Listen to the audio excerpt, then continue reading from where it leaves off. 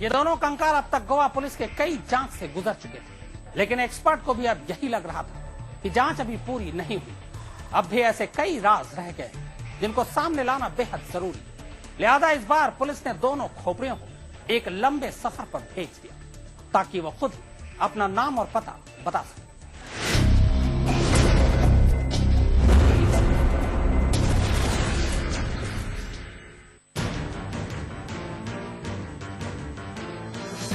गोवा से हजारों किलोमीटर का फासला तय कर अब दो इंसानी खोपड़ियां चंडीगढ़ पहुंच चुकी थी और अब चुनौती थी वैज्ञानिकों के सामने, जिन्हें दोनों खोपड़ियों को उनका पता और नाम देना था।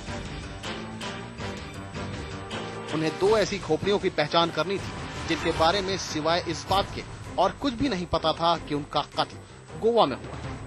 हाँ, गोवा पुलिस ने वैज्ञानिकों के पास एक विदेशी नौजवान जोड़े की तस्वीर जरूर भिजवाई थी, क्योंकि पुलिस को शक था कि ये खोपड़ियां इसी नौजवान जोड़े की हैं जिन्हें गोवा में कातिलों ने अपना शिकार बनाया था।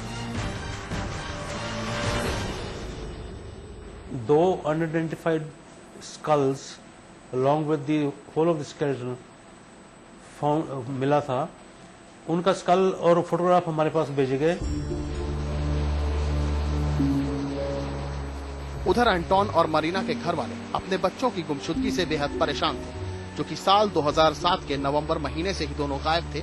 सभी को लगने लगा कि व्हाइट रॉक शैक वेगेटर से बरामद लाश एंटोन और उसकी गर्लफ्रेंड की ही है। अब सच्चाई जानने के लिए एंटोन के माता पिता ने अपने डीएनए नमूने हिंदुस्तान भिजवा दिए।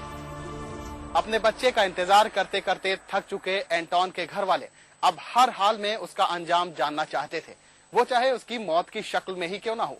यही वजह थी कि उन्होंने डीएनए टेस्ट करवाने का फैसला कर लिया ताकि ये पता चल सके कि लाश किसकी है।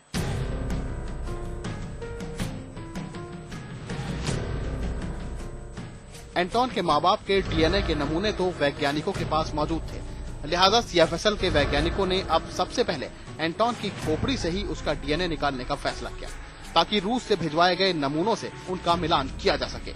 इसके लिए जिस्म के अवशेषों को अलग अलग तकनीक से गुजरने के बाद डीएनए बैंड्स तैयार किया गया। वैज्ञानिकों ने डीएनए बैंड्स के अध्ययन के लिए इन्हें अल्ट्रा वायलेट इल्यूमिनेटर से गुजारा, ताकि बैंड्स को साफ साफ देखा जा सके।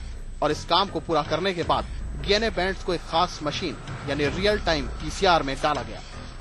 इस मशीन ने न सिर्फ नमूने की मात्रा साफ कर दी, बल्कि ये भी बता दिया कि ये नमूना किस उम्र के इंसान का है, और ये सारे प्रयोग एंटोन से बिल्कुल मेल खाते हैं।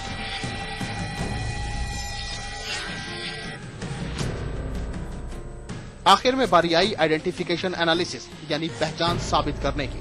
इसके लिए नमूनों को डीएनए जेनेटिक एनालाइजर और डीएनए सीक्वेंसर जैसी अत्याधुनिक मशीनों में डाला गया, और फिर वही हुआ जिसका डर था। गोवा से बरामद खोपड़ियों में से एक एंटोन की ही थी।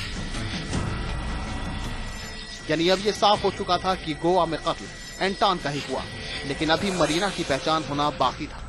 लिहाजा वैज्ञानिकों ने अब खोपड़ियों से उनकी पहचान पूछने का आखिरी और निर्णायक प्रयोग करने का फैसला किया। क्या खोपड़ियां भी कभी बातें कर सकती हैं? फॉरेंसिक के एक्सपर्ट से पूछें तो इसका जवाब हाँ में होगा।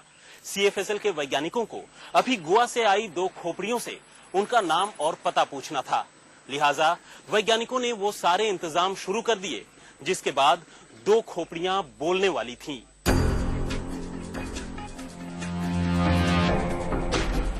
इस सिलसिले में वैज्ञानिकों ने एंटोन और मरीना की खोपड़ियों की खास कोड़ों से तस्वीर उतारी और उसके बाद पुलिस की दी हुई तस्वीरों से उसका मिलान करवाया। कंप्यूटर के जरिए किए जाने वाले इस सुपर इम्पोजिशन के प्रयोग में वक्त लगा तो जरूर, लेकिन जब नतीजा आया तो वैज्ञानिकों के चेहरे पर मुस्कान तैर गई। डीएनए के बाद अब सुपर इम्पोजिशन ने भी ये साफ कर दिया था कि खोपड़ी एंटोन की ही है, जबकि दूसरी खोपड़ी उसकी गर्लफ्रेंड मरीना की थी। उनका स्कल और फोटोग्राफ हमारे पास भेजे गए। हमने दोनों का सुपरइम्पोजिशन किया और सेपरेटली आइडेंटिफाई किया कि ये स्कल और ये एक औरत का है और एक आदमी का है, और ये मैच करते हैं उनके साथ। अब ये पानी की तरह साफ हो चुका था कि गोवा में दोनों का कत्ल किया गया था, मगर अफसोस दोहरे कत्ल के इस मामले में गोवा पुलिस के हाथ अब भी उतने ही खाली हैं जितने वारदात के वक्त थे। गोवा से अनिल लाड और चंडीगढ़ से सुप्रतीम बनर्जी के साथ तंसीम हैदर, दिल्ली आज तक।